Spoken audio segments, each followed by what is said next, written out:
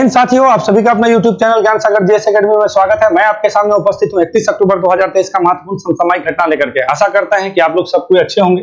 तो चलिए प्रारंभ करते हैं आज का महत्वपूर्ण समसामयिक घटना, जो आपकी परीक्षा के दृष्टिकोण से महत्वपूर्ण है, उसी पे बात करेंगे। तो चलिए प्रारंभ करते हैं। आज 31 अक्टूबर है, तो 31 अक्टूबर को हम लोग राष्ट्रीय एकता दिवस मनाते हैं सरदार वल्लभ भाई पटेल की जयंती पर, और ये 2014 से मनाते हैं। क्यों मनाते हैं तो आप लोग जानते हैं, सरदार वल्लभ भाई पटेल को हम लोग लौह पुरुष भी कहते हैं, ठीक है, बिस्मार्क भी कहा जाता है, ठीक है, भारत का बिस्मार्क कहा जाता है। सरदार वल्लभ भाई पटेल को क्यों कहा जाता है भाई?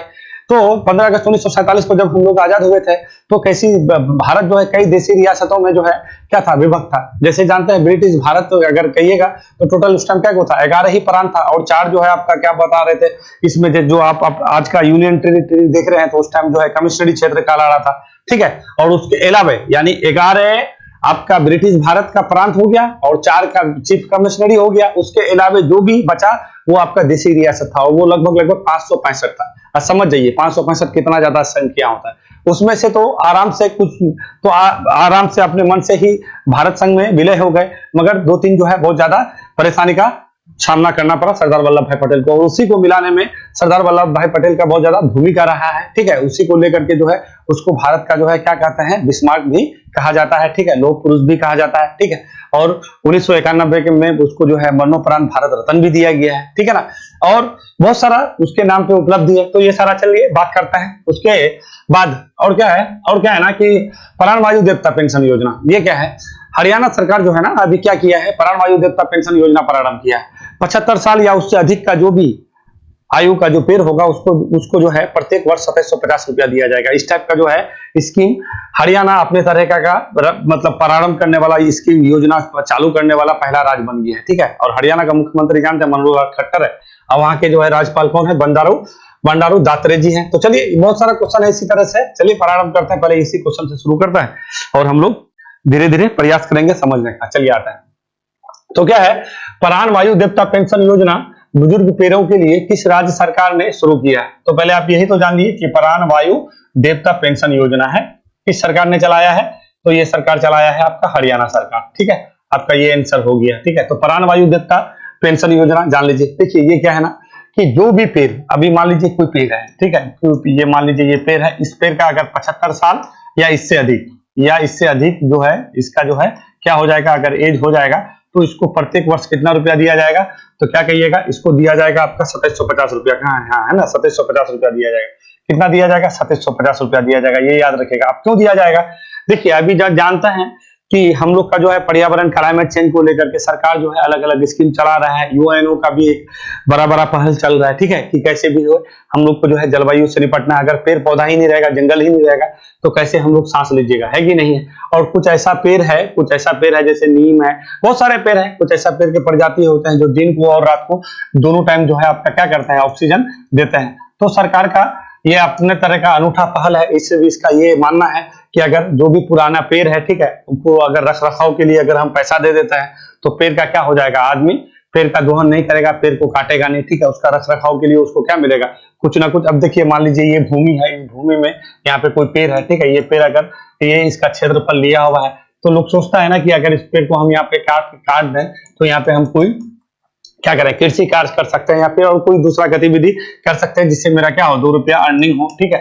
तो सरकार सोच रही है कि नहीं, आप ऐसा नहीं करो, आपको हम जो है वो जो अभी आपका वहां का मूल्य होगा उसके लिए हम आपको पैसा देंगे, ठीक है। और उसका रख रखाव के लिए आपको रजिस्ट्रेशन करना है अपने ब्लॉक में या अपने जिला में जाकर के, फिर आपको ये पैसा दिया जाएगा। तो ऐसा काम कौन किया है? हरियाणा सरकार की है, ठीक है। ये बात याद रखिएगा। अब आइए थोड़ा सा इसके बारे में, हरियाणा के बारे में जान लीजिए। देखिए हरियाणा 1966 में बना, पंजाब से अलग होकर के, जानते हैं आप लोग, ठीक है।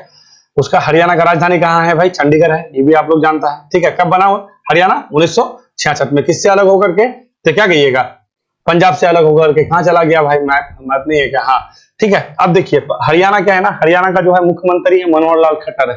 वहां पे बीजेपी की सरकार है। किसकी सरकार है वहां पे?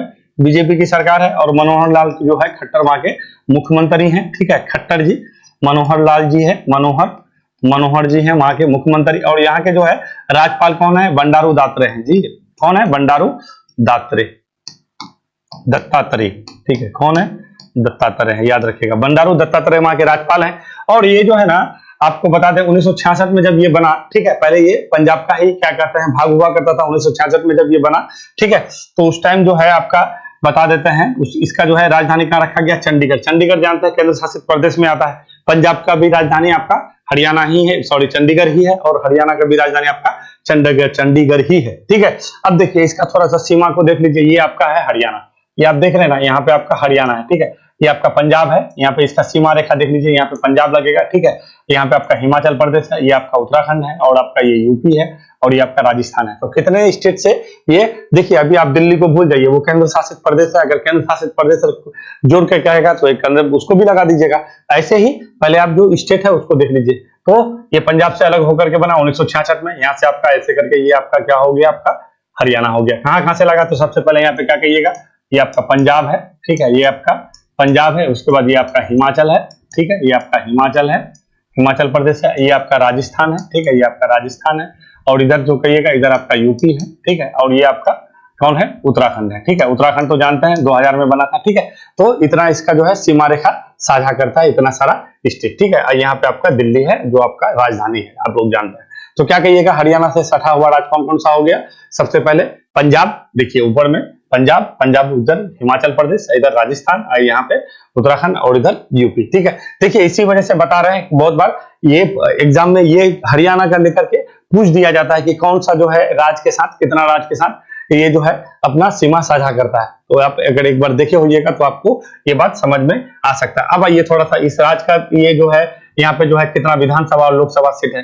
तो यहाँ पे जो है विधानसभा जो सीट है ना, यहाँ पे विधानसभा सीट आपका टोटल 90 है। ठीक है, 90 जो है आपका एमएलए है। ठीक है, और अगर यहीं पे अगर आप देख लेते हैं लोकसभा सीट, तो लोकसभा सीट 10 है, और राज्यसभा सीट जो है आपका कितना है, 5 है। ठीक है, ये याद रखिएगा। और यहाँ पे जो है मनोहर लाल मुख्यमंत्री जी हैं। ठीक है, तो ये आपका देखिए यहाँ पे अक्सर जो है आपका थोड़ा विवाद में रहता है। अभी जो है नू में अभी एक हिंसक घटना हुआ था। ठीक है, तो थोड़ा सा यहाँ पे क्योंकि एनसीआर क्षेत्र में पड़ता है, तो ये सारा चीज थोड़ा महत्वपूर्ण आपके लिए हो जाता है। ठीक है, तो इसका सीमा रेखा कहाँ कहाँ कहिएगा, पंजाब कहिएगा, राजस्थान कहिएगा, इधर हिमाचल प्रदेश है, इधर उत्तर प्रदेश है, और ये उत्तराखंड हो जाएगा। टोटल विधानसभा जो सीट कितना, 90 है। ठीक है, यहाँ के मुख्यमंत्री कौन है, मनोहर लाल खट्टर है, और यहाँ के राज्यपाल कौन है, बंडारू दत्तात्रेय हैं। यहाँ के ये आपका राजधानी कहाँ है, तो चंडीगढ़ में। ये स्टेट कब बना, तो 1966 में बना। ठीक है, कब बना, 1966 में।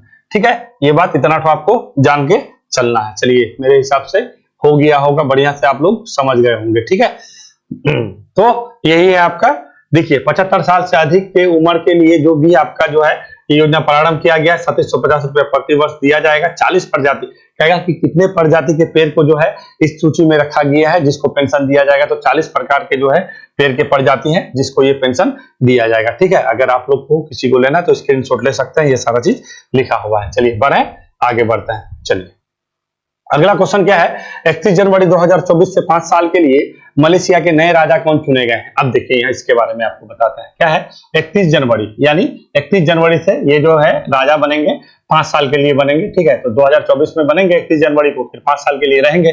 तो ऐसा कौन हुआ है, तो ये है सुल्तान इब्राहिम इस्कंदर जी हैं। ठीक है, अब देखिए थोड़ा सा मलेशिया के बारे में आपको बताते हैं। पहले मलेशिया को आपको हम इसमें दिखा देता है, इसमें मैप में दिखा देता है। फिर ये आपका इस्कंदर जी हैं, उसके बाद फिर आपको हम पूरा चीज बताते हैं। ठीक है, देखिए ये आप देख रहे हैं, ये जो आपका, ठीक है इसी को ले लीजिए, ये चाइना है, इधर से आइएगा, ये आपका मलेशिया है। तो मलेशिया क्या है ना, देखिए मलेशिया जो है, आप अगर मलेशिया को देखना चाहिएगा, मलेशिया जो है, मलेशिया जो है ये भी ब्रिटेन का गुलाम था। जैसे हम लोग इंग्लैंड का गुलाम थे ना, हम लोग अपना आजादी के लिए लड़ाई लड़े, बहुत सारे जो है हम लोग का जो है लोग जो है अपना बलिदान दिए, तो हम लोग आजादी पाने के लिए बहुत ज्यादा लड़े हैं, बहुत ज्यादा जद्दोजहद की है। मगर मलेशिया ऐसा नहीं है, ये भी ब्रिटेन का गुलाम था और इसको आसानी से जो है 1957 को इसको आजादी मिल गया। हुआ क्या था, यहाँ पे मलेशिया जो देख रहे हैं, ये जो मलेशिया है ये मलय प्रायद्वीप, पहले मलय प्रायद्वीप को समझिए। मलय प्रायद्वीप क्या है, मलय प्रायद्वीप में जो है ना आपका 3 गिन लीजिए ऐसे, आपका एक सबसे पहले म्यांमार आ जाएगा, उसके बाद थाईलैंड आ जाएगा, उसके बाद सिंगापुर, उसके बाद मलेशिया। ये मलय प्रायद्वीप का देश है। मलय प्रायद्वीप में कौन कौन सा आ जाएगा, ठीक है, ये आपका म्यांमार हो जाएगा। ठीक है, म्यांमार हो जाएगा, म्यांमार है, थाईलैंड है, ठीक है, सिंगापुर है, और उसके बाद आपका मलेशिया है। ठीक है, मलेशिया, ये मलय प्रायद्वीप में है। ठीक है, ये बात जान लीजिए। तो मलय प्रायद्वीप का जो है एक आपका एक देश रहा मलेशिया। मलेशिया में कई छोटे छोटे राज्यों में विभक्त था। ये ना छोटे छोटे, जैसे अच्छा एक बात समझिए, जब हम लोग गुलाम थे, ठीक है, तो यहाँ पे भी कई राजा हुआ करता था, ठीक है ना। यानी अंग्रेज के आने से पहले देखें ना, मराठा अलग था, इधर सिसोदिया, अलग अलग लोग अलग अलग क्षेत्र में अलग अलग जो है रजवाड़े थे। वही लास्ट में जाकर के जो है देसी रियासत ही बन के रह गए। फिर अंततः जब हम लोग आजाद हुए, फिर वो देसी रियासत को सरदार वल्लभ भाई पटेल जो है एकीकृत किए, ठीक है। तो उसी तरह से मलेशिया में भी था। तो मलेशिया 1957 में जब मलेशिया आजाद हुआ, ब्रिटेन के साथ एक समझौता हुआ और वहां पे टोटल 9 स्टेट हुआ करता था उस टाइम, 9 राज्य, यानी 9 राजा हुआ करता था। और तो 9 को मिला करके, जैसे यूएई को देखते हैं ना, जैसे अभी यहाँ पे आइए, यूएई देखते हैं ना हम लोग, यूएई का क्या बोलता है कि 7 अमीरात मिलकर के एक अकेले यूएई है। यहाँ पे जो यूएई देख रहे हैं, एक दिन और आपको बताए थे कि यहाँ पे क्या है, अबू धाबी है, दुबई है, अजमान है, शारजा है ना, फुजैरा है, उमुल कुवैन है ना, ये सारा चीज। उसी तरह से यहाँ पे भी आपका ये 9 राज मिलकर के आपका मलेशिया बना था, ठीक है। हम मेरे हिसाब से आप समझ रहे होंगे हम आपको क्या बताना चाह रहे हैं। 9 राज मिलकर के यहाँ पे मलेशिया बना। और ये मलेशिया में इन लोग के बीच एक करार हुआ कि प्रत्येक 5 साल करके, यानी 9 स्टेट मिलकर के, 9 राज मिलकर के प्रत्येक 5-5 साल करके लिए हम लोग क्या, जैसे हम लोग के यहाँ पे राष्ट्रपति होता है ना, उसी तरह से वहां पे जो है आपका 5 साल के लिए राजा बनेगा, ठीक है। जो भी प्रधानमंत्री जो भी काम करेगा तो उसी के देखरेख में, जैसे हम लोग का कार्यपालिका, मुख्य कार्यपालिका शक्ति निहित किसमें है, राष्ट्रपति में है, तो उसी तरह से वहां का भी कार्यपालिका शक्ति किसमें निहित होता है, राजा में होता है। और वो 9 स्टेट से 5-5 साल के लिए वो चुना जाता है। कि अगर मान लीजिए 5 साल एक के लिए चुना गया तो फिर 5 साल बी चुनाएगा, फिर 5 साल सी चुनाएगा, फिर ये ऐसे ही रोटेशन होता रहता है। तो इस बार जो है इसी टाइप का अभी मलेशिया के जो है राजा जो चुने गए हैं वो इसके अंदर जो चुने गए। आप थोड़ा मलेशिया को बता देते हैं आपको। तो मलय प्रायद्वीप तो जान गए, मलय प्रायद्वीप में कौन कौन सा आपका कंट्री आएगा, तो एक जान गए, म्यांमार है, थाईलैंड है, सिंगापुर है और मलेशिया है, ठीक है। यहाँ पे मलक्का स्टेट है, ये भी बात जानते चलिएगा क्योंकि मलक्का स्टेट बहुत बार पूछ देता है, ठीक है। मलक्का स्टेट किसको किसको अलग करता है, तो इधर मलेशिया है और इधर क्या हो जाएगा आपका इंडोनेशिया, यहीं पे मलक्का स्टेट है, ऐसे करके जाता है, ठीक है। अब देखिए मलेशिया जो है ना बोर्नियो द्वीप तक फैला हुआ है। बोर्नियो द्वीप एशिया का सबसे बड़ा द्वीप, बोर्नियो द्वीप पूरे विश्व का। बोर्नियो द्वीप कौन सा द्वीप है, तीसरा सबसे बड़ा द्वीप है। सबसे बड़ा द्वीप कहेगा तो ग्रीनलैंड, और दूसरे नंबर में कहेगा तो कौन, पपुआ न्यू गिनी, और तीसरे नंबर में आपका कौन हो जाएगा, बोर्नियो हो जाएगा। और एशिया का सबसे बड़ा द्वीप है। तो ये बोर्नियो द्वीप में आपका 3 देश है, एक आपका इंडोनेशिया है, एक मलेशिया है और एक आपका यहाँ पे जो है ब्रुनेई है, ठीक है। ब्रुनेई एकदम छोटा सा देश है, तो ये थोड़ा सा आपको याद रखना है, ठीक है। तो मलेशिया में क्या क्या हो गया है, अब देखिए यहाँ पे ना मलेशिया जो है, मलेशिया मुस्लिम देश है, ठीक है। ये अगर आपको कह सकता है कोई कि मलेशिया क्या है, तो मुस्लिम देश है। यहाँ पे मलक्का स्टेट है, ये इसके लिए बहुत ज्यादा फेमस रहा। इस मलक्का स्टेट में जो है कई जो आपका विदेशी लोग आए थे जो आक्रमण किया था, तो सबसे पहले पुर्तगाल जो है मलक्का स्टेट को अपने नाम कर लिया। फिर यहाँ पे आपका डच लोग भी इसको जो है पुर्तगाल से छीन लिया था, ठीक है। तो ये मलक्का स्टेट, क्योंकि इधर का जितना भी व्यापार होता है आपका मलक्का स्टेट से ही होता है। फिर यहाँ पे आपका एक जोहर स्टेट है जो सिंगापुर और मलेशिया के बीच पड़ता है, ठीक है। तो ये 2 चीज आपको याद रखना है, मलक्का स्टेट और जोहर स्टेट, ठीक है। ये जल संधि जिसको कहता है, ठीक है ना। तो मलेशिया का राजधानी कहाँ हो जाएगा, तो मलेशिया का राजधानी कुआलालंपुर है, ठीक है। यहाँ के जो है प्रधानमंत्री कौन है, अनवर जी हैं, ठीक है। और राजा तो आपको हम बता ही चुके हैं, जो सिकंदर जी को अभी 31 जनवरी से नियुक्त किया गया है, ठीक है। 31 जनवरी से 5 साल के लिए आपका होगा। और अनवर इब्राहिम यहाँ के कौन है, तो क्या कहिएगा, यहाँ के प्रधानमंत्री जी, ठीक है। ये कौन है, प्रधानमंत्री, ठीक है। ये बात आपको याद करते चलना है। प्रधानमंत्री कौन हो जाएंगे, ये हो जाएंगे। और फिर ये 5 साल के लिए चुना गया। तो आपको आप बात मेरे हिसाब से समझ गए होंगे कि ये कैसे होता है, ठीक है। देखिए जब आप आजाद अंग्रेज जब लोगों के साथ, जो लोगों का पूरा विश्व में बोलता है ना, कहा जाता है कि इंग्लैंड का जो है एक जमाने में कभी सूरज डूबता ही नहीं था। अगर कहीं पर सूरज डूबता था तो उसका जो कॉलोनी था वहां पे सूरज उगता था। कहने का मतलब ये है कि लगभग ये जो आपको दक्षिण पूर्व ये जो देख रहे हैं, ये एशिया जो आपको पता है दक्षिण पूर्वी एशिया, वो जो इंडोनेशिया में भी उसी का रहा है लास्ट में। तो फिर वो आपका ये आ गया, पुर्तगाली आया, वो अलग से बात है। वहां पे डच लोग भी आए। ये लगभग जगह में अपना जो है कब्जा करके रखे थे अंग्रेज। और 1957 को है ये लोग को आजादी दिए हैं, ठीक है। चलिए आगे बढ़ते हैं। केरल के एर्नाकुलम में ईसाई धर्म के किस संप्रदाय की प्रार्थना सभा में सीरियल ब्लास्ट हुआ है। अब देखिए यहाँ पे थोड़ा सा समझने का जरूरी है। अभी ये क्वेश्चन इस वजह से फर्म किए हैं, अभी जानते हैं अभी आपका चल रहा है युद्ध कहां पे भैया, इजराइल में और फिलिस्तीन के बीच, ठीक है। तो ये तो आपका हॉट टॉपिक है ही, पहली बात है, ये तो हॉट टॉपिक बना हुआ है। अब ये है ना, अभी सीरियल ब्लास्ट जैसे ही हुआ तो वैसे ही ना एक अफवाह फैल गया कि अब भारत में भी तो कुछ ऐसा गतिविधि नहीं हो रहा है, कोई ऐसा आतंकवादी संगठन जो नहीं है जो ऐसा करवा रहा है, ठीक है। जब बाद में इसके बारे में पता चला जो ऐसा करतूत किया, ठीक है, उसी ने बोला कि ये काम हम किए हैं। अब ये है क्या, पहले इसको बताते हैं। तो पहले आप ये जान लीजिए कि एर्नाकुलम में जो है वहां पे बम सीरियल ब्लास्ट हुआ है, 2 व्यक्ति का मृत्यु भी हो गया है, 35-40 आदमी घायल भी है, उसमें से 15 आदमी को कहा जाता है कि वो जो है कुछ ज्यादा ही घायल है, ठीक है, मतलब आईसीयू में है, पता नहीं उसके साथ क्या होगा, ठीक है, बट 2 व्यक्ति का अभी तक मृत्यु हो चुका है। अब ये क्या है कि ये जो है प्रार्थना सभा हो रहा था, तो वहीं पे क्यों सीरियल ब्लास्ट हुआ भाई, ये भी थोड़ा सा सोचने का बात है, ठीक है। वो क्यों हुआ, देखो वहां पे जो है ना, जैसे ईसाई धर्म है ना, जैसे बहुत सारा धर्म है, सब धर्मों का अलग अलग जो है मानने वाले अलग अलग ब्रांच होता है, उसी तरह से ईसाई धर्म का भी अलग अलग क्या है ब्रांच है, ठीक है। जैसे कैथोलिक है, कैथोलिक अलग है, प्रोटेस्टेंट अलग है, ठीक है, पूर्वी रूढ़िवादी अलग है, ठीक है। उसी तरह से एक यहोवा आपका विटनेसेस है, ठीक है, इसको बोलता है साक्षी, इसको साक्षी भी कह सकते हैं, ठीक है, साक्षी, ठीक है, साक्षी, यहोवा विटनेसेस। ये यहोवा विटनेसेस कब उदय हुआ बता देते हैं।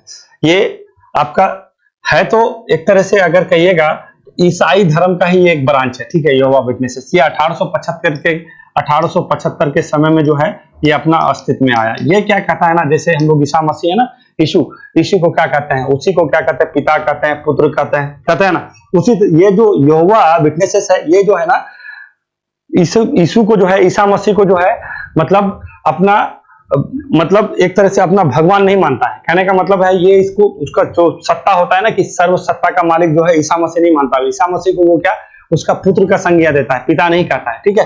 तो इसी को लेकर के मेन यहाँ पे विवाद है। और ये जो है ना थोड़ा सा दूसरे टाइप का है। ये राज्य में मान लीजिए कि कोई राज्य है, ठीक है, तो राज्य का जो है कोई भी प्रार्थना है उसको ये मान्यता नहीं देता है, ठीक है, वोट देने के लिए मना करता है, बहुत सारा चीज है। ये कहने का मतलब है जो आदमी यहाँ पे जो है सीरियल ब्लास्ट किया उसका ये मानना था, ये उसने ये बोला कि ये जो है राष्ट्र गतिविधि को जो है बढ़ावा देता है, ठीक है। एक बार इसमें 2018 के करीब यहाँ पे केस भी हुआ था कि इससे जो भी लोग जुड़े हुए थे उसको कहा कि नहीं, अगर स्कूल में जाते हैं या फिर कहीं पे कोई प्रार्थना होता है तो आप अपना प्रार्थना नहीं कर सकते हैं, ठीक है। यानी ये कहने का मतलब है आर्मी में भी जाने का विरोध करता है, थोड़ा सा दूसरे टाइप का है। तो जिसके द्वारा यहाँ पे बम ब्लास्ट किया गया, ये जो है पहले इसी से जुड़ा हुआ था, 15 साल तक इसमें जो है इस संगठन में वो था, ठीक है। और ये आदमी जो है केरल का ही है, ठीक है, कहाँ का है, केरल का ही है, ठीक है। तो इसको बाद में पता चला कि नहीं, ये लोग जो भी काम करता है, जो भी लोग का गतिविधि है, ये जो है राष्ट्र विरोधी है, ठीक है। इसी से प्रेरित होकर के इसने जो है यहाँ पे अपना सीरियल ब्लास्ट किया और अपना जो है अपना ये लेकर के कि नहीं हम ही किए हैं, ये पुलिस अपने जो है समर्पण भी कर दिया जाके कि ये काम जो है हमारे द्वारा किया गया है, पुलिस इसी पे छानबीन कर रहा है, ठीक है। तो आपको थोड़ा सा ये चीज जान लेना है कि ये जो है ईसाई धर्म का ये जो है यहोवा विटनेसेस है, ये कौन सा शाखा है तो क्या कहिएगा, यहोवा विटनेसेस है। इसका जो है स्थापना कहाँ पे, अमेरिका में हुआ था, ठीक है, अमेरिका में हुआ था। और ये भारत में कब आया तो 1826 में, ये याद रखिएगा 1826 में मुंबई में इसका पहला ब्रांच खोला गया, ठीक है। और 1800 जो है 1826 में 1900 और 1900 समथिंग के करीब जो है, नहीं 1826 का लिख रहे हैं, 1926 हो जाएगा। 1875 में तो ये अब अस्तित्व में ही आया, अमेरिका में आया था, ठीक है। और 1926 के करीब जो है यहाँ पे आपका ये मुंबई में जो है, देखिए इस संप्रदाय का सबसे ज्यादा जो लोग है ना आपका ये साउथ में ही रहता है, ठीक है, कर्नाटक में, केरल में, उसके बाद क्या बोलते हैं महाराष्ट्र में, ये ज्यादा लोग उधर ही रहते हैं। ईसाई धर्म के ज्यादा लोग मानने वाले वही वाला एरिया में आपको मिलेगा, ठीक है। तो फिर इसका जो है पंजीकरण भी हुआ 1950 के करीब, ठीक है। उसके बाद जो है ये लोग अपना गतिविधि कर रहे थे। इसका मेन मुख्यालय आपका मुंबई में है, ये बात आपको याद रखना है। तो यहोवा विटनेसेस का जो है एक आपका क्या था, शाखा था, वहीं पे बमबारी किया गया है, तो ये आपको ध्यान रखना है। अब इसका तार जो है बहुत आदमी और कोई चीज से जोड़ के देख रहे हैं और कुछ चीज से जोड़ के देख रहे हैं, ऐसा कुछ नहीं है। इसका डायरेक्ट कनेक्शन यही था कि ये जो है ये जो मानने वाले ये जो आपका बता रहे हैं जो ईसाई धर्म का जो शाखा है यहोवा विटनेसेस, इसका मानना ही है कि जो है ईसा मसीह जो है उसको जो है नहीं मानता है, उसको अपना ईश्वर नहीं मानता। इसका ये मानना है कि ईसा मसीह से भी ऊपर कोई है, ठीक है। ईश्वर जो मेन है ये नहीं है, कोई और है जो उसको जो है सबको संचालित करता है। और जो ये आपका कैथोलिक है या प्रोटेस्टेंट है या पूर्वी रूढ़िवादी है, इन लोग को बोलता है कि आप ये लोग जो है आप जैसे ईस्टर मनाते हैं ना, ईस्टर ये क्या है, ये ईसाई धर्म का जो है त्योहार है, ईस्टर है, ठीक है। उसके बाद फिर हम लोग ये क्या बोलते हैं, क्रिसमस डे भी मनाता है। तो इसको ये इसका विरोध करता है कि बोलता है कि नहीं इसको नहीं मनाना चाहिए। इसको मनाने का मतलब क्या है कि आप मूर्ति पूजा है, मूर्ति पूजा का मतलब एकेश्वरवाद में आपका विश्वास नहीं है, या यानी आपका है, आप जो है देवता को मानते हैं, यानी मूर्ति का पूजा करता है, एकेश्वरवाद नहीं है। और ईसाई धर्म को जो है ये लोग एकेश्वरवाद के समर्थक हैं, यानी एक सत्ता में कौन है, एक है, दो नहीं है, ठीक है। मूर्ति उर्ति का जैसे ईस्टर है या ईसा मत या क्या बोलते हैं, अभी आपको बोले हैं जो ये मनाते हैं दिवस नहीं मनाते हैं, जो भी 25 दिसंबर को जो मनाते हैं, ठीक है। तो वही कि अगर आप लोग ये सब मनाते हैं तो ये सब क्या है, ये आपका ये मूर्ति पूजा में शामिल किया जाता है, ठीक है। आप जो है आप जो है कई भगवान को मान्यता देते हैं, जैसे कैथोलिक है या प्रोटेस्टेंट है या पूर्वी रूढ़िवादी, तो यही सब को लेकर के लोग का मतभेद था। और फाइनली जाकर के ये क्या किए, इसी पे जाकर के बमबारी कर दिए, सीरियल ब्लास्ट कर दिए। इसमें कई लोग हताहत भी हुए हैं, तो इसको थोड़ा सा आप लोग को जान लेना है। चलिए आगे बढ़े, आगे आपका क्या क्वेश्चन है, चलिए आगे ये क्वेश्चन है। आगे क्वेश्चन है, बुरु जनजाति का संबंध किस राज्य से नहीं है। देखिए बुरु जनजाति अभी थोड़ा सा आ गया है आपका लाइमलाइट में। बुरु जनजाति कहाँ है बता देते हैं। बुरु जनजाति का विस्तार जो है आपको मुख्यतः में मिलेगा कहाँ पे आपको, जैसे असम में, मिजोरम में, ठीक है, त्रिपुरा में, ठीक है। तो अभी ना मिजोरम में इलेक्शन हो रहा है, मिजोरम में क्या हो रहा है, इलेक्शन हो रहा है, ठीक है। मिजोरम में इलेक्शन हो रहा है। यहाँ पे मिजोरम में कितना विधानसभा सीट है, 40। यहाँ का मुख्यमंत्री कौन है, जोरामथंगा है, ठीक है। तो यहाँ पे इलेक्शन हो रहा है, तो इसमें क्या है ना कि इन लोग को जो है कोई भी सीट इस जनजाति के लिए आरक्षण नहीं किया गया है, ठीक है ना, बुरु जनजाति के लिए। तो ये लोग थोड़ा सा आ गया है लाइमलाइट में, ठीक है। तो और अच्छा खासा जो है तादाद में उस जगह में रहते हैं, ठीक है। तो कहाँ कहाँ रहते हैं, तो ये मिजोरम में रहते हैं, त्रिपुरा में रहते हैं, आसम में रहते हैं, नागालैंड में नहीं रहते हैं। तो इसको लेकर के आपका जो है न्यूज़पेपर में आ रहा था बात बुरु जनजाति के बारे में, तो इसी वजह से इस क्वेश्चन को हम क्या कर दिए, आपका फ्रेम कर दिए हैं। तो अगर आपको इस टाइप का अगर बात मिल जाता है कि किस जनजाति को जो है नागालैंड के चुनाव में जो है नहीं दिया गया है हिस्सेदारी, तो क्या कहिएगा, बुरु जनजाति। ये बुरु जनजाति कहाँ तक फैला हुआ है, तो क्या कहिएगा, जैसे आप यहाँ पे देख सकते हैं, मैप को थोड़ा देख लीजिएगा तो आपको ज्यादा समझ में आएगा, ठीक है। ये देखिए मैप, ये आपका है ना, ये आपका मिजोरम है, ठीक है, ये मिजोरम है, ये त्रिपुरा है, ये असम है, और ये नागालैंड है, यहाँ पे आपका मणिपुर है, इधर ये अरुणाचल प्रदेश है। तो यही है, ये आपका मिजोरम, ठीक है, ये आपका मिजोरम। तो ये आपको याद रखना। आप कहेगा कि मिजोरम का सीमा किससे किससे साझा करता है, तो कहिएगा इधर से आसाम से, इधर से नागालैंड से, और यहाँ पे कहिएगा तो त्रिपुरा से। तो यहीं पे आपका रहता है बुरु जनजाति, ऐसे करके ये वाला एरिया में रहता है, ठीक है। याद रखिएगा, क्या कहिएगा, त्रिपुरा कहिएगा, और इधर मिजोरम कहिएगा, इधर असम में कहिएगा, ठीक है। ये नागालैंड में ये जाति नहीं रहता है, ये वाला एरिया में रहता है, ठीक है। तो इसको थोड़ा सा आप लोग को देख लेना है। अभी यहाँ पे जो है इलेक्शन होने जा रहा है, इसी वजह से ये थोड़ा सा चर्चा में आ गया है। मिजोरम का राजधानी कहाँ है, तो आप लोग कमेंट करके बता सकते हैं, ठीक है। यही आपका मिजोरम है। चले आगे बढ़े, आगे का क्वेश्चन आता है। चलिए आगे क्या है, सतर्कता जागरूकता सप्ताह। सतर्कता जागरूकता सप्ताह अभी आपको बोले हैं कि हम लोग का जो है सरदार वल्लभ भाई पटेल की जयंती पर, सरदार वल्लभ भाई पटेल लौह पुरुष के नाम से जानते हैं, ठीक है। तो उसी के जन्म दिवस पर प्रत्येक वर्ष जो है सतर्कता जागरूकता सप्ताह 30 अक्टूबर से लेकर 5 नवंबर तक मनाया जाता है। कब से कब मनाते हैं, 30 अक्टूबर से। और इसको कौन किसके द्वारा, तो सतर्कता आयोग है, ठीक है। सतर्कता आयोग के बारे में थोड़ा सा आपको बताते हैं। सतर्कता आयोग जो है, ये जो है सतर्कता आयोग का जो है, सतर्कता आयोग कब बना, पहले ये सतर्कता आयोग का जो है स्थापना 1964 में होता है, ये आपको बताते हैं, ठीक है। 1964 में एक समिति आया था, के संथानम समिति, ठीक है। कौन, के संथानम समिति आया था 1962 में, ठीक है। इसी समिति के सिफारिश पर 2 चीज बना, ठीक है। एक आपका सीबीआई बना, ठीक है, सीबीआई और एक बना आपका सीबीसी, ठीक है, सीबीसी, ये 2 बना। तो सीबीआई का स्थापना 1963 में हुआ और ये सीबीसी का स्थापना आपका 1964 में हुआ, ठीक है।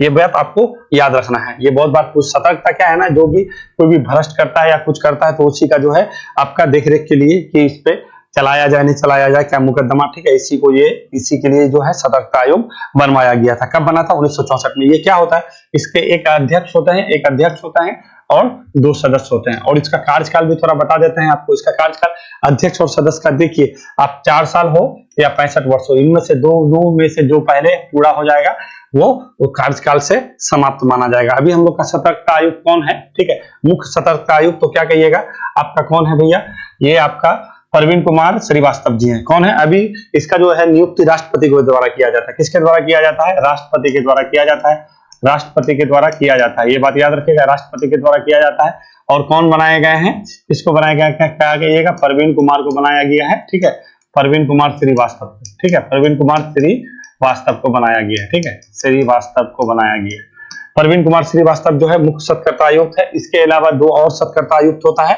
इसका स्थापना कौन समिति के संथानम के संथानम समिति के आधार पर बनाया गया था। ठीक है, के संथानम समिति रिपोर्ट दिया। देखिए लाल बहादुर शास्त्री उस टाइम जो है गृह मंत्री हुआ करते थे, तो उसी ने जो है कांग्रेस के नेता थे के संथानम, इसी के अध्यक्षता में एक कमेटी बनाया कि जो भी भ्रष्ट जो भी जो है आदमी, नहीं बोलते हम लोग की जो आपका क्या बोलते हैं बहुत ज्यादा भ्रष्टाचार हो रहा है। ठीक है, बहुत ज्यादा जो है लोग जो है इधर उधर करते हैं। ठीक है, 420 काम करते हैं, तो उसी का छानबीन के लिए ये संथानम कमेटी का जो है स्थापना किया गया था। ठीक है, गठन किया गया था 1962 में। 1962 में जैसे इसका स्थापना किया गया तो इसने सुझाव दिया था कि सबसे पहले क्या है सेंट्रल ब्यूरो इन्वेस्टिगेशन यानी सीबीआई। अच्छा, सीबीआई के अभी जो है कौन बनाए गए हैं तो क्या कहिएगा, इसके अध्यक्ष कौन है सीबीआई के, तो क्या कहिएगा परवीन सूद है। कौन है, परवीन सूद, याद रखिएगा। ये बात आपको पूछ लिया जा सकता है। सीबीआई 1963 में 1962 में के संथानम कमेटी बैठा, उसके बाद इसने सुझाव दिया कि सबसे पहले सीबीआई का गठन होना चाहिए, तो सीबीआई का गठन 1963 में हुआ। उसके बाद फिर आगे जाके सीबीसी का आपका स्थापना होता है 1964 में। ठीक है, ये बात आपको जान के चलना है। ठीक है, तो के संथानम समिति को आपको मेरे हिसाब से जान गए होंगे। तो ये जो है आयोग द्वारा जो सतर्कता आयोग है, ठीक है, इसी के द्वारा जो है प्रत्येक वर्ष जो है सतर्कता जागरूकता सप्ताह सरदार वल्लभ भाई पटेल के जन्म दिवस पर 30 अक्टूबर से लेकर 5 नवंबर तक मनाया जाता है। प्रत्येक वर्ष मनाया जाता है। ठीक है, इस बार भी मनाया गया है। ठीक है, इस बार का जो है क्या थीम, सरदार वल्लभ भाई पटेल की जयंती के संदर्भ में प्रत्येक वर्ष सतर्कता जागरूकता सप्ताह मनाया जाता है। इस वर्ष का थीम क्या है, भ्रष्टाचार को ना कहें, राष्ट्र के प्रति प्रतिबद्ध रहें। ये बात याद रखिएगा। ठीक है, क्या कहिएगा, भ्रष्टाचार को ना कहें और राष्ट्र के प्रति प्रतिबद्ध रहे। सतर्कता जागरूकता सप्ताह केंद्रीय सतर्कता आयोग द्वारा प्रत्येक वर्ष मनाया जाता है। ठीक है, अब आइए विश्व शहर दिवस। आज ही के दिन 31 अक्टूबर को विश्व शहर दिवस। तो आज क्या क्या मना लिए, सबसे पहले राष्ट्रीय एकता दिवस मनाए हैं। ठीक है, राष्ट्रीय एकता दिवस अभी बोले थे ना आपको कि अब वीडियो शुरू होने से पहले ही बता रहे थे कि राष्ट्रीय एकता दिवस मनाते हैं, तो ये सरदार वल्लभ भाई पटेल के जन्म दिवस पर मनाते हैं। कब से मनाते हैं भाई, ये भी जो है राष्ट्रीय एकता दिवस हम लोग 2014 से मनाते हैं। कब से मनाते हैं, 2014। सरदार वल्लभ भाई पटेल का सबसे ऊंची प्रतिमा पूरा विश्व का कितना 182 मीटर ऊंची जो है कहाँ पे आपका नर्मदापुरम में कहाँ पे लगाया गया है, गुजरात में लगाया गया है। ठीक है, जिसको स्टैच्यू ऑफ यूनिटी नाम रखा गया। इसका जो है वास्तुकार कौन थे, राम सुतार जी हैं। ठीक है, कौन है, राम सुतार जी हैं। ठीक है, ये भी याद रखना है। ठीक है, कब बनाया गया इसको, 2018 में। ठीक है, ये बात याद रखना है। अब देखिए सरदार वल्लभ भाई पटेल को थोड़ा सा जानना इस वजह से भी महत्वपूर्ण है क्योंककि सरदार वल्लभ भाई पटेल अभी बोले थे ना देशी रियासत को एकीकरण करने का जो है बहुत ज्यादा इसी को श्रेय दिया जाता है। 565 देशी रियासत था, कितना था, 565। आपको थोड़ा सा इधर हम ले लेते हैं, थोड़ा बता देते हैं। टोटल जब हम लोग 15 अगस्त को जो है 15 अगस्त को 1947 को जब हम लोग आजाद हुए थे, 1947 को जब हम लोग आजाद हुए थे तब क्या था, 11 जो है ब्रिटिश भारत प्रांत था। क्या था, 11 जो है ब्रिटिश भारत था, ब्रिटिश भारत और 4 जो है चीफ कमिश्नरी था। क्या था, चीफ कमिश्नरी था। ठीक है, 4 चीफ कमिश्नरी में कौन कौन था आपका, तो सबसे पहले तो आपका कौन सा हो जाएगा, आपका अजमेर था। ठीक है, अजमेर था, उसके बाद आपका एक कुर्ग था, कर्नाटक में पड़ता है, कुर्ग था। और एक आपका कौन सा पड़ जाएगा, यहाँ पे बलूचिस्तान था। ठीक है, बलूचिस्तान था। और एक कौन सा आपका, एक दिल्ली था शायद। ठीक है, देख लीजिएगा, दिल्ली ही था। ठीक है, दिल्ली। ये 4 चीफ कमिश्नरी में आता था और 11 ब्रिटिश भारत था। उसके अलावा टोटल 565 क्या था, प्रांत था। ठीक है, 565 प्रांत में से लगभग जो है अपने सहमति से ही भारत में विलय कर गए थे। इसमें से 3 जो है ये बहुत ज्यादा जो है भारत में ये नहीं शामिल होना चाह रहा था। जब अंग्रेज यहाँ पे था तो अंग्रेज जब यहाँ पे गया, भारत शासन अधिनियम आया था ना 15 अगस्त 1947 में जो हम लोग आजाद हुए थे, जिसको माउंटबेटन योजना, जिसको हम लोग क्या बोलते हैं, जून, जिसको हम लोग बोलते हैं ना, यहाँ पे आपका जो है 2-3 नाम से जाना जाता है। वो आपका पहले सबसे क्या जून प्लान कहते हैं ना उसको, 3 जून को आया था। ठीक है, 3 जून को जो है 3 जून को आया था, 1947 को आया था ना ये प्लान। ठीक है, फिर ये 3 जून को आया, उसके बाद कांग्रेस के द्वारा मुस्लिम लीग तो इसको स्वीकार ही नहीं किया था। ठीक है, फिर 3 जून को आया, फिर जो है ये 4 जुलाई को जो है यहाँ पे कहाँ पे पेश कर दिया गया, 4 जुलाई को पेश कर दिया गया आपका, 4 जुलाई को पेश कर दिया गया आपका हाउस ऑफ कॉमन्स में यानी इंग्लैंड में। उसके बाद 18 जुलाई को वहां से पारित हो गया। कब, 18 जुलाई को, याद रखिएगा ये सब चीज। ठीक है, तो जून प्लान भी कहते हैं उसको। ठीक है, 4 जुलाई को आपका ब्रिटिश संसद भवन में इसको रखा गया और 18 जुलाई को वहां से वहां का जो राजा था उसके द्वारा जो है हस्ताक्षर कर दिया गया और यही बाद में जाकर के आपका स्वतंत्रता अधिनियम यानी ये भारत स्वतंत्रता अधिनियम 1947 के नाम से जाना गया। ठीक है, तो उसमें जो है इसमें कहा गया था कि 3 तरह के स्टेट के बारे में बात हुआ था। एक पहले ब्रिटिश भारत की, जो भी ब्रिटिश भारत है वो क्या कर दिया जाएगा, वो 15 अगस्त 1947 को जो है भारतीयों को क्या कर दिया गया, सौंप दिया जाएगा और 4 चीफ कमिश्नरी क्षेत्र भी था उसको भी सौंप दिया जाएगा। बाकी बचा जो देसी रियासत था उसके बारे में क्या बोला, देसी रियासत के बारे में बोला कि आप लोग के पास जो है 3 प्रकार का विकल्प है। पहले भी जब यहाँ पे अंग्रेज था तो उस टाइम भी जो है देसी रियासत का जो विदेशी मामला था, रक्षा था, ठीक है, और जैसे डाक बाग था तो इसको छोड़ करके जो उसका आंतरिक चीज था उस पर अंग्रेज हस्तक्षेप नहीं करते थे। ठीक है, तो ये उसी तरह से इसमें भी वही बात बोला गया कि जो भी देशी रियासत है उसके पास 3 विकल्प है। पहली बात कि वो भारत के साथ जा सकता है, दूसरी बात वो पाकिस्तान के साथ जा सकता है और तीसरी बात क्या बोला कि स्टैंड स्टिल। स्टैंड स्टिल क्या होता है कि स्टैंड स्टिल, इसका मतलब ये हुआ स्टैंड स्टिल है। स्टैंड स्टिल कहने का मतलब ये है कि जस का तस, जैसे आप थे आप वैसे बने रह सकते हैं। ठीक है, आपको कोई जोर जबरदस्ती नहीं है, आप चाहे तो उधर भी पाकिस्तान जा सकते हैं, पाकिस्तान के साथ विलय कर सकते हैं, भारत के साथ विलय कर सकते हैं, या फिर आप स्टैंड स्टिल में ही रह सकते हैं, यानी जैसे थे आप वैसे ही बने रह सकते हैं। तो इनमें 3 जो है आके अपने मतलब अपने में अडिग हो गए। एक जैसे जम्मू कश्मीर पहला, दूसरा आपका क्या बोलते हैं हैदराबाद और तीसरा जो है जूनागढ़। ठीक है, तो जूनागढ़ जैसे सबसे पहले से चलिए आइए जम्मू कश्मीर में। तो जम्मू कश्मीर क्या हुआ, जम्मू कश्मीर के राजा तो हरि सिंह थे, आप लोग जानते हैं। तो हरि सिंह जैसे जो है 22 अक्टूबर को आजाद हो गया और उसको जो है बोला गया पाकिस्तान के साथ ना गया ना भारत के साथ आया। ठीक है, तो जैसे ही 22 अक्टूबर को वहां का जो है आपका क्या बोलते हैं खाना, वहां का पाकिस्तान का जो लोग थे, ठीक है, वहां का सैनिक जो है जो खाना बदोश नहीं थे, ठीक है ना, जो घुमक्कर थे वो जो है सैनिक क्या बोलते हैं खाना बदोश के रूप में जो है आकर के अटैक कर दिए। किस में, जम्मू कश्मीर में। यानी ये वाला जम्मू कश्मीर आप देख रहे हैं ना, ये वाला जैसे आप जम्मू कश्मीर देख रहे हैं, ये वाला एरिया या ये वाला एरिया में आकर के अटैक कर दिया। यानी उत्तर और पश्चिम वाला क्षेत्र में जब अटैक कर दिया तो हरि सिंह जो है यहाँ पे जो है बहुत चिंतित हो गए कि अरे ये क्या हो रहा है। ठीक है, तो उसने क्या कर दिया कि जो है उसने जो है यहाँ से ये वाला एरिया से 22 अक्टूबर को यहाँ पे जो है इन लोग का अटैक किया। फिर ये जो है 23 अक्टूबर के दिन यहाँ से क्या कर दिया, पहले श्रीनगर में थे, श्रीनगर से भाग करके जम्मू आ गए। ठीक है, यहाँ पे आए और वहीं पे उसी टाइम जो है शेख अब्दुल्ला जो है उसका मंत्री हुआ करता था, उसको दिल्ली में भेजा और बोला कि जाइए वहां पे बोलिए कि हम लोग के साथ ऐसा ऐसा बात है। जब यहाँ पे आया तो बोला कि ठीक है हम आपका सहायता करेंगे, तो आपको पहले विलय पत्र में क्या करना पड़ेगा, हस्ताक्षर करना पड़ेगा। तो 26 अक्टूबर के दिन जो है 26 अक्टूबर को जो है वो विलय पत्र पर हस्ताक्षर कर दिया। और ये वाला पूरा जो क्षेत्र आप देख रहे हैं जो आज के डेट में लद्दाख है और ये जम्मू कश्मीर है। थोड़ा सा सुनिए, जब यहाँ पे आ गए हैं तो थोड़ा बता देता है। लद्दाख पहले ये पूरा जम्मू कश्मीर हुआ करता था, तो लद्दाख और जम्मू कश्मीर को आज ही के दिन 31 अक्टूबर जब बात निकला है तो 31 अक्टूबर 2019 को जो है लद्दाख और ये जम्मू कश्मीर को यूनियन टेरिटरी घोषित कर दिया गया था। ये बात याद रखिएगा 31 अक्टूबर को। ठीक है, यहाँ पे 2 जिला है और यहाँ पे भी आपका कुछ जिला है। ठीक है, तो ये अभी के बाद अभी वाला बात हो गया, पहले वाला नहीं है, पहले वाला अभी बता रहे हैं। तो ये आपका जो है हरि सिंह जो है विलय कर दिया कै तारीख को, 26 अक्टूबर 1947 को, और 27 अक्टूबर से ये अप्लाई हो गया। उसके बाद जो है हम लोग क्या कर दिए, ये वाला क्षेत्र हम लोग का हो गया। तब से यहाँ पे जो आपका जो है इधर से घुसपैठ कर दिया, यहाँ पे लड़ाई चला और ये लड़ाई तब तक चलता रहा। ठीक है, 49 को लेके गया यूएनओ में। उस टाइम लॉर्ड माउंटबेटन जो है हम लोग का क्या गवर्नर हुआ करता था। ठीक है, तो उसी ने जो है बोला कि ठीक है इस मुद्दा को आप लेके जाइए कहाँ पे, यूएनओ में जब लेके गया मुद्दा तो बोला कि सीज फायर करवाइए, जो जहां है वहीं रहेगा। तो अब इसी वजह से जब देखिए अभी तक ये जो गिलगित बाल्टिस्तान वाला क्षेत्र है, अभी तक ये वाला क्षेत्र वही लोग के पास है, बट हम लोग अभी लेने की प्रक्रिया में है। ठीक है, और यहाँ पे आपका इधर ये वाला एरिया कोई लोग आजाद कश्मीर कहता है। ठीक है, तो ये आपका पहला हो गया। तो स्टैंड स्टिल में रह गया था आपका 3 में से कौन हो गया आपका जम्मू कश्मीर। तो जम्मू कश्मीर का विलय कब हो गया, 26 अक्टूबर 1947 को। अब बचा कौन आपका, ये जूनागढ़ और हैदराबाद। तो जूनागढ़ में क्या हुआ, जूनागढ़ में ना ये 17 सितंबर, आपको थोड़ा सा बता दें, ये 7 नवंबर का बात है। ठीक है, कितना का बात है, 7 नवंबर का बात है। 7 नवंबर में जो है, क्योंकि देखिए जूनागढ़ का जो है वहां का जो राजा था उस टाइम, ठीक है, वहां का जो राजा था, ठीक है, वो कौन था भाई, वो था मोहम्मद खान था। ठीक है, मोहम्मद खान, ठीक है, मोहम्मद खान थे। ठीक है, मोहम्मद खान था। ठीक है, इसने क्या करा, इसने बोला कि नहीं हम पाकिस्तान के साथ जाएंगे। तब लास्ट में जो है यहाँ का ज्यादातर जो है जो नागरिक था वो भारत के साथ आना चाह रहा था, ठीक है।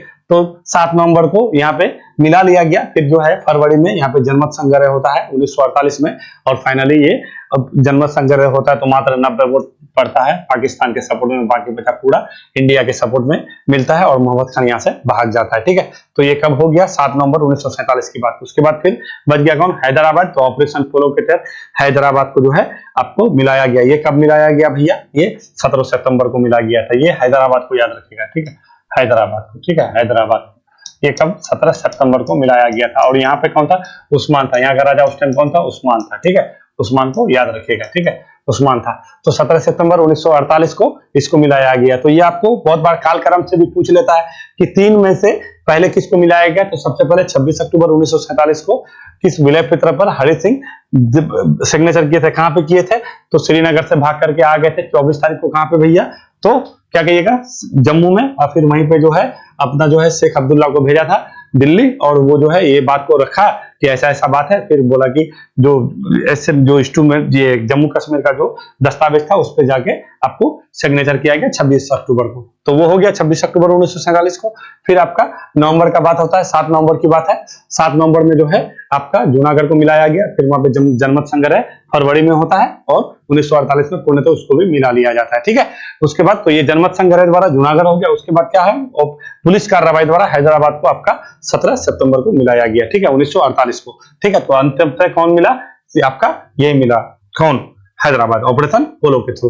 तो ये आपको थोड़ा सा तीनों ठो याद रखना है। तो मेरे कहने का मतलब ये था कि सरदार वल्लभ भाई पटेल के जन्म दिवस को हम लोग एकता दिवस इसी वजह से मनाते हैं, भाईचारे का, कि भाईचारा बना हुआ रहे, ठीक है, एकता बना हुआ रहे, ठीक है, सारे लोग समाज में एक साथ रहे, ठीक है। इसी को लेकर के 2014 से, कब कहिएगा?